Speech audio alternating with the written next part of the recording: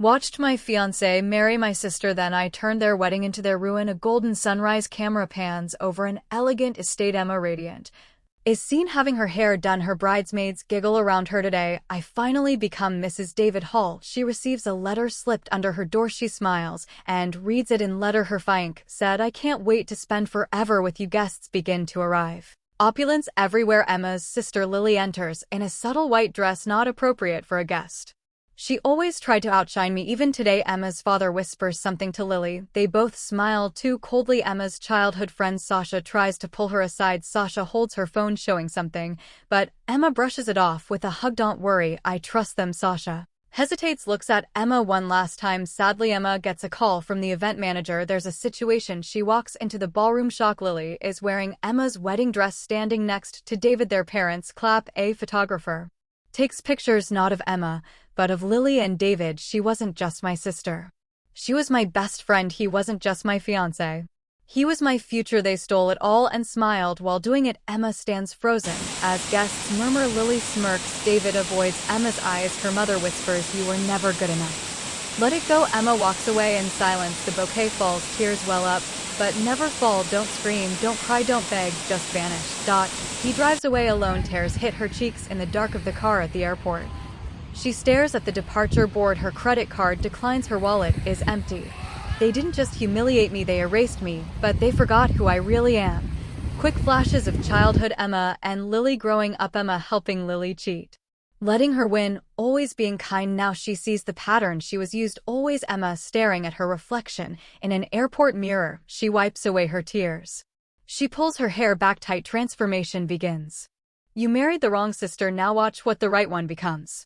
Visual. Emma exits the airport into the pouring rain. Taxis speed past. She stands on the sidewalk, soaked, holding only a small bag. Her phone dies. No money, no contact, no home. She ends up in a cheap hostel room lit by a single flickering bulb. I gave everything to them, they left me with nothing. Days pass. She eats instant noodles, tries to apply for jobs, rejected.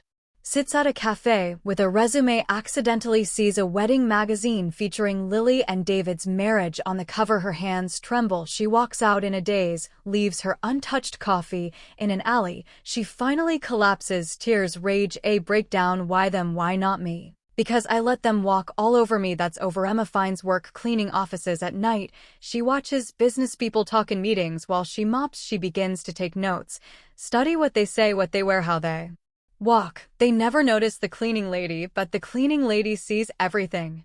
She sees an older homeless woman reading financial books in a park. Emma buys her coffee. They don't talk, just sit together daily. One day, the woman hands her a worn-out book, The Psychology of Power. Inside it, notes, highlights, secrets. The world doesn't reward goodness, it rewards leverage. Emma secretly uses a cleaning shift in a financial firm to photograph whiteboards, business cards, strategy docs. Late at night, she learns business law, coding basics, digital marketing, offshore accounts, how to build a shell company. She goes from cleaning floors to using their printers to make her own pitch decks. Wears headphones, TED Talks, investment lectures, crime documentaries. You destroyed me once, now I'll destroy everything you stand on. She finds an old saved voicemail from David. I never loved you. Lily is who I was meant to be with. She smiles bitterly. She replays it while looking at an apartment building she now secretly owns 1% of after her first small investment in a startup. Thank you for the motivation. She creates a fake LinkedIn and business identity. Irina, international investment consultant. She starts leaving anonymous reviews and whispers that David's firm is hiding money. Her whispers begin to reach real investors. Doubts begin. Revenge doesn't begin with a scream, it begins with a whisper. Emma removes her old photos, buys a suit, cuts her hair into a sharp short bob, puts on light makeup, cold and professional, buys a new phone, creates a new identity, stares into a mirror. Stone-faced, you married my sister, now watch as she loses everything one piece at a time. Emma stands over a trash bin in a dim apartment. One by one, she burns everything: her driver's license, family photos, her wedding invitation, her university diploma. Final burn her full name on a post-it. Emma, Renee Winters. They killed her, now I become something else. Emma creates a digital alias, veil company name Vexa Holdings, a professional LinkedIn profile with fake work history and real confidence, anonymous encrypted emails. She sends fake job offers to tech experts, lawyers, and strategists. offering high pay for anonymous contract work. They accept no one knows who she is. You don't need to be known to be powerful. In a fast-paced visual montage, Emma creates 4 shell companies across Singapore, Estonia, Dubai, and the Caymans, begins buying tiny stakes in tech startups under fake names. She opens accounts in crypto offshore banks and layered trusts. She has no office. She uses hotel lobbies, co-working spaces, cafes, burner phones from silence. Comes shadow. Emma begins tracking Lily and David. Buys a subscription to elite gossip networks and investor briefings, buys floor plans of David's new office tower, hires a photographer to follow Lily secretly at fashion events. Through documents and photos, she learns David is involved in tax evasion. Lily has been sleeping with her assistant. Their luxury lifestyle is held together with loans and lies. You look untouchable until someone finds the seams. Living dual life. In day, Emma is an elegant shadow investor. In night, she scrubs toilets in a skyscraper just 3 floors below David's firm. One night, she walks past his office. While he's gone, she pauses, looks, and she places a USB bug under the desk. You built this tower on lies. I will turn it into your grave. Emma begins hosting private investor chat rooms where she leaks just enough info to spark doubt about David's company. Rumors swirl. His name starts appearing on do not invest lists. Investors begin asking quiet questions. Meanwhile, Lily's fashion line gets flooded with fake reviews, accidental leaks of unflattering photos, and design thefts. You never saw me enter, you won't see me destroy you. Emma buys the patent rights to a key fabric Lily's brand uses through a dummy corporation. Lily's next launch is legally blocked for intellectual property theft. Lily loses major contracts overnight. She screams in a silent boardroom. Emma watches from her laptop with a cup of tea. One thread unraveled. Soon the whole dress falls apart. Emma checks her old email, a message from her old best friend Sasha. Please tell me you're okay. I know they hurt you. I miss you.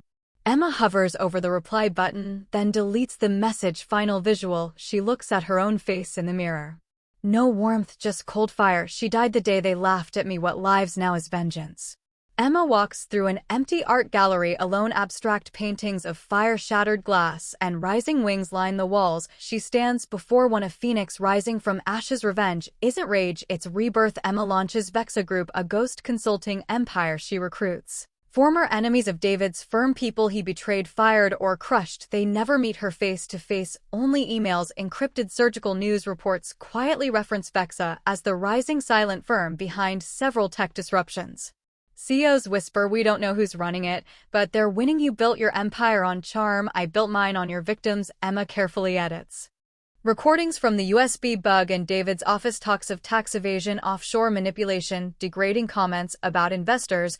She anonymously leaks a 20-second clip to a top journalist with one sentence, more where that came from. The reporter bites. Emma tests her reach by targeting one of David's smaller partners. She uses Vexa to poach their talent, leaks false reports of bankruptcy. Within 2 weeks, the company crumbles. David panics, but doesn't know who to fight. Power doesn't shout, it whispers. And Lily tries to recover her fashion brand with a comeback show. Emma hires models under aliases to sabotage the event. Wrong sizes, late arrivals, a final model trips on stage simultaneously. Emma arranges for fashion bloggers to release accusations of plagiarism, leaked screenshots of Lily mocking other designers, footage of her screaming at interns. Result, Lily is cancelled. Her sponsors pull out. Emma whisper with himself, you took my wedding day, I took your career, and made it ugly.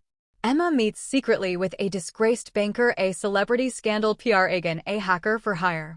She doesn't speak, only nods, writes notes, pays in briefcases. They each hold a piece of a much larger puzzle, a scandal big enough to ruin David's entire legacy. His investors are nervous. He's losing key board members. One evening, he throws a wine glass across the room in his office, captured by the same camera bug. Emma plays stress, reveals who people are. You're not strong, you're spoiled.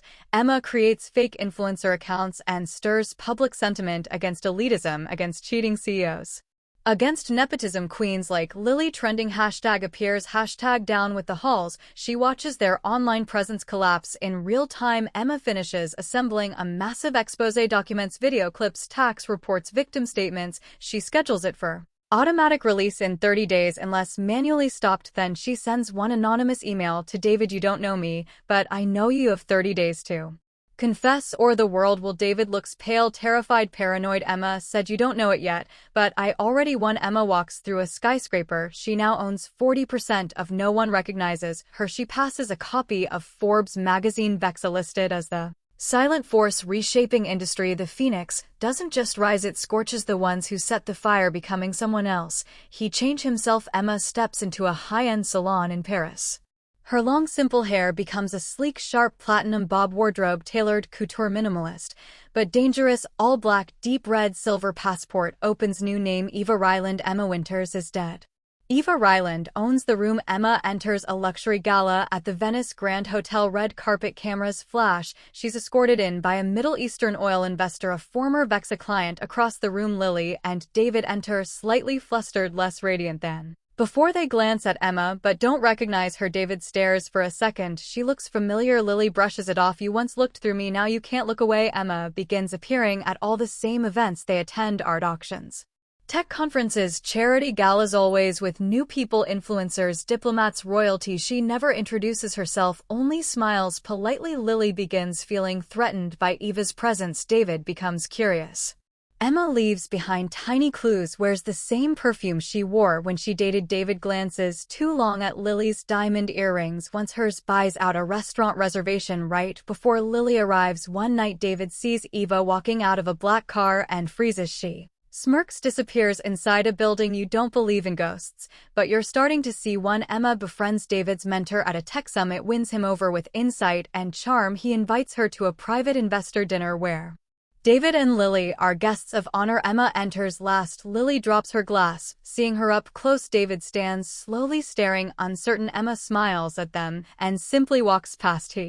Hello, darlings, it's so good to be strangers. Over the next weeks, David becomes obsessed, searches Eva Ryland online, finds nothing. Lily grows paranoid, thinks Eva is stalking them. Emma sends flowers to Lily's fashion house, anonymously signed for the one who took what wasn't hers. Tension at home grows, arguments erupt. All I had to do was exist, and they began to destroy each other. Emma invites David to a secret investment opportunity through a Vexa proxy. David, desperate to save his collapsing company, agrees. They meet in a skyscraper office. David arrives. Emma is behind tinted glass. He doesn't see her fully. She speaks for the first time, her only word in the entire film so far. Sign. He does. You just sold your last defense. David's company suffers a hostile takeover engineered by Emma. His trusted CFO resigns. Media begins circulating more damaging leaks. A second anonymous whistleblower comes forward, planted by Emma. Lily's brand files for bankruptcy after another scandal. Counterfeit goods traced to her. I didn't come to kill you, I came to make the world do it for me. Emma hosts a massive Vexa gala. She invites all her allies, all her silent partners, and a few very special guests. David and Lily arrive, desperate to rebuild connections. They see Emma standing under a chandelier in a crimson gown, laughing with their old allies. Realization hits. David drops his glass. Lily's knees go weak. Emma turns, smiles, toasts in silence. You made me your fool, now I own the circus. David stares in silence at old photos, him and Emma at a picnic at graduation. The night he proposed, slowly he overlays them with current photos of Eva Ryland from news clippings. He circles her eyes. He knows. He finally realizes. You took my soul and buried it, now I unearth yours. Emma sends Lily an anonymous package, a flash drive containing security footage of David in a hotel suite with Lily's assistant. Lily watches it alone. She screams, then laughs, shaking manic. She texts David one word: enjoy. Your assistant, I want everything. He betrayed me first, and he will betray again. David's company plunges further. Stock value crashes 60%. His board votes him out. He shows up drunk to a finance panel, gets filmed cursing out a journalist. He returns home to find Lily's things gone. A legal summons on the table. Divorce, she wants half. Emma visits her childhood home at night. It's now empty, foreclosed. She walks through the dusty living room where her parents once laughed at her pain. Flashback, her mother's voice cruel. She'll never be anything not like Lily. Emma opens a secret drawer, a burned letter from years ago, an acceptance into an elite university, the one they never told her about. She breaks down. Just for a moment, you starved me of love, now I am hunger itself. Emma anonymously tips a reporter to run a DNA test on David's supposed father, a beloved billionaire investor. It hits headlines. David Hall, not biological son of William Hall. Inheritance challenge. The Hall family fortune is frozen. David is publicly disowned. You built your legacy on lies. I just turned on the light. Lily, now alone, bankrupt, and hated online, begins spiraling drugs parties.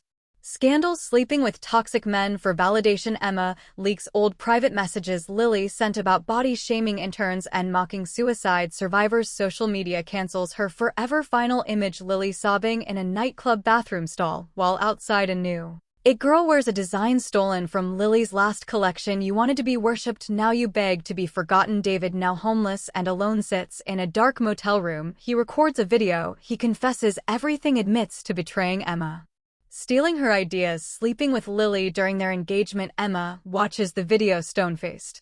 Her eyes almost well up. She presses delete. Apologies mean nothing when you had the chance to choose and chose cruelty. David is arrested for financial fraud tied to offshore accounts traced by Emma on the same day Lily is sued for tax evasion. News montage. David Hall sentenced to 12 years. Lily Hall declares bankruptcy. Luxury home seized. Emma driving past Lily's former mansion, now covered in foreclosed tape. I didn't just break you, I erased you. Emma stands at a gravesite. Fresh dirt. The tombstone reads Emma Renee Winters, 1993 to 2021. Her own grave. She places her old engagement ring on it, walks away into fog. You buried me alive, but I was the soil. Emma walks into a dark marble boardroom. The heads of 7 global companies are seated, each one she once destroyed. She doesn't sit, she stands at the head. They all rise. One man whispers, what do you want us to call you? She writes one word on a piece of paper. Queen. Fear built faster than respect. So I made both kneel. Emma launches a global holding firm. Aurier secretly owns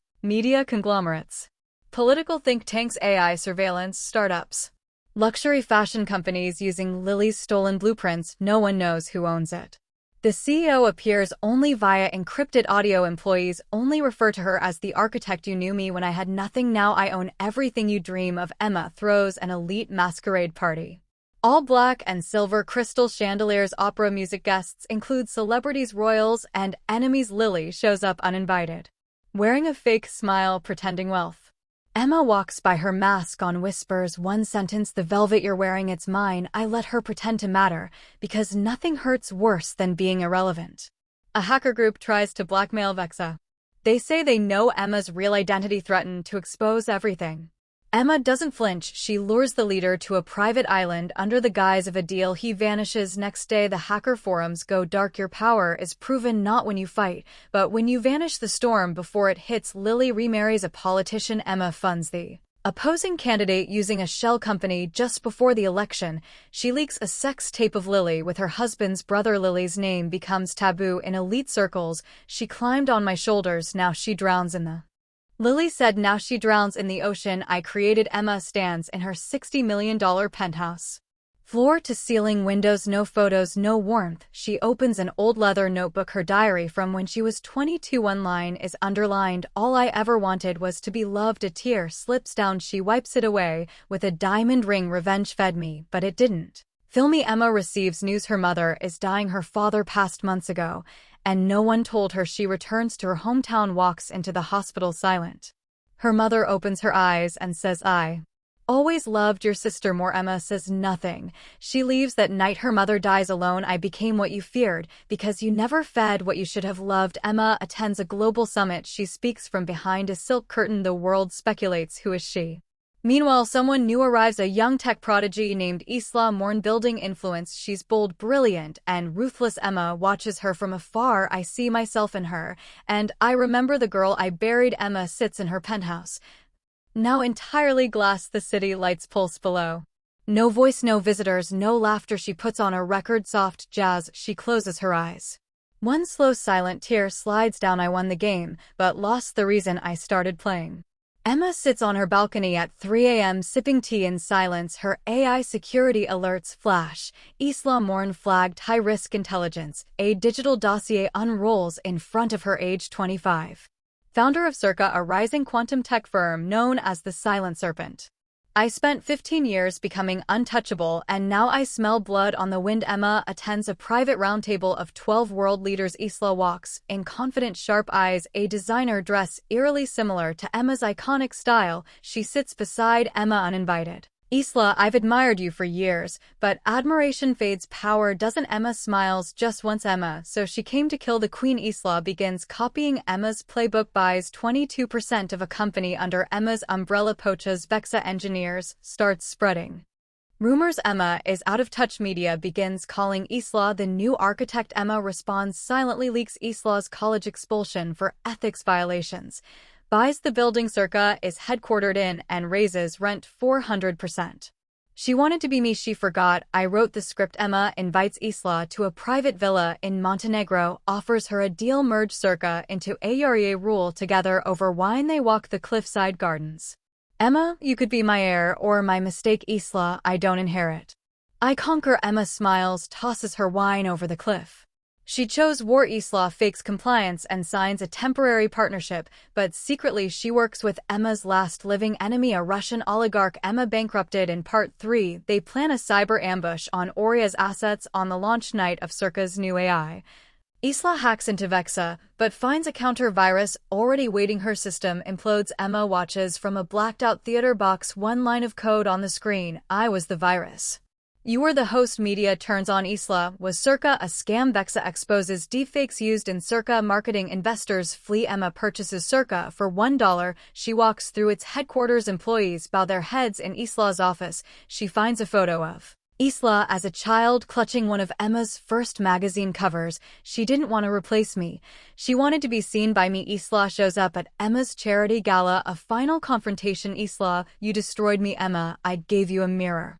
Isla, so what now? You kill me too? Emma softly, no, I let the world forget you. That's worse. The room freezes. Isla stumbles out. Ruin isn't the fall, it's the silence that follows. Emma sits in a candlelit room filled with photos of every empire she built and every enemy she ended. She slowly lights them on fire one by one. She closes a notebook titled Ever Island, Queen of Ruin in a vault. She places it beside a second blank book. Legacy unknown. I buried the past, now I wonder who will bury me. Emma receives an envelope, no return address, inside a photo of her and David from their engagement day, but someone has written across it in blood red ink, did you really think I was gone? Some ghosts don't need graves, she whispers. One name, David. Surveillance shows David has escaped prison. He disappeared 2 months ago during a transport, and no one told Emma. She watches silent CCTV. David dressed in priest's clothing, walking calmly out the back of a church, getting into a black car. I buried him with my rage. But rage doesn't rot. Emma begins losing control. A Vexa AI update fails catastrophically. 2 board members resign. Stock drops 12%. Someone leaked her private journal to the press. Media headline: The architect is crumbling. Eva Ryland's secrets exposed. I built a world of silence. Now it screams. Emma's most loyal aide Sarah vanishes. Surveillance shows her handing a flash drive to someone with David's build in a parking garage. Emma is silent, cold. She orders every trace of Sarah's identity to be erased. Bank accounts, passport, home. 1 week later, Sarah's body is found in a river. Loyalty is a currency and betrayal is always more expensive. Emma attends the funeral of an old ally. Only a handful of people are there. At the burial, she sees a figure in the distance, thin black coat, hands clasped. Watching, she approaches. It's Lily. Lily, I thought I was the villain. Lily, but you became something worse. She walks away without another word. When even your enemies pity you, the mask begins to slip. Emma walks into Oria HQ. Red lights flash, systems down. Data wiped, servers fried. A message plays across every screen. The Queen has Eno Castle. It's David's voice. He's not after revenge, he wants extinction. Emma enters a hidden room in her estate. Inside, old letters from David, the engagement ring, a photo of her real parents, and a birth certificate with different names. Her entire identity is fake, a lie she created. Even Emma was never real. I became someone new to survive, but the past learned how to follow one by one. Emma's companies fall. Oria is exposed for financial manipulation. Vexa is blamed for leaking surveillance. Globally, lawsuits, arrest warrants, exile threats. And then the final blow: David leaks a video of Emma saying, power isn't earned, it's taken, and I took everything. Public outrage explodes. Silence was my weapon, but now silence is my sentence. Emma retreats to a safe house in the Alps. No phones, no cameras, no mirrors. She sits by a fireplace staring at nothing. A knock at the door. Slow, heavy. She opens it. It's David, alive, smiling. David, you remember what you said when we first met? Emma quietly, I said, I don't believe in happy endings. David, I do. He raises a gun. Fade to black. This is not just the end of a revenge story. This is the end of a legacy. David stands with the gun pointed at Emma. He pulls the trigger. Click. Nothing happens. Emma, you never loaded it, did you? David, you already killed yourself. Emma, I just wanted to watch. Some revenge isn't murder, it's witnessing the fall. After David vanishes, Emma finds a sealed envelope in her fireplace, inside a birth certificate and a journal written by her biological mother. Her real name was Evelyn March Ryland. Her mother was an heiress, her father the man Emma destroyed in part 3, thinking he was just a corrupt businessman. She didn't ruin her enemies, she destroyed her own bloodline. The queen I became was born from ashes I created. Emma returns to the city publicly. No mask, no bodyguards. She walks into the courtroom alone. The crowd gasps. The prosecutor lists her crimes: data terrorism, corporate espionage, manipulation of global markets, indirect manslaughter. Emma never speaks. Her silence is her final weapon. If they want to judge a ghost, they better know how to bury her. Emma is sentenced to 99 years in a private, ultra-secure prison ironically built by Vexa. Her cell is luxurious, but monitored 24/7, cameras in every corner. No human contact. Her empire collapses. Shareholders sell, competitors rise. But something's off in prison. Emma begins tapping into unused code hidden inside Vexa's old system from memory. Every night, she scratches binary into the wall. Slowly, silently, she starts controlling satellites, then financial flows, then media headlines. Outside, random events happen. CEOs resign, markets crash, a new digital currency rises. You cage the body, but the architect never needed a room. A young woman visits the prison. She's 22, smart, cold eyes. Guard name her Lilith Ryland. Her daughter Emma doesn't flinch. She never had a child, or did she? Flashback reveals Sarah, her old assistant, had a child, and she secretly used Emma's DNA to clone her intelligence. Lilith smiles and says, I'm not here to save you, I'm here to finish what you started. Lilith leaves behind a book, the Book of Silence volume. I blink inside, except the first page. It begins again. I was the storm, shall be the extinction. A global broadcast is hacked. A woman in shadow speaks. You killed the queen, but she was only the first voice. Then flashes of Lilith building her own empire, faster and colder. In her voice, I won't take revenge, I'll take history. Emma sits in her prison chair. A slight smirk. Silence never dies, it evolves. More and more, and destroyed everything. Silence is not weakness, it is destruction. If you like this video, then like and subscribe for more videos like this.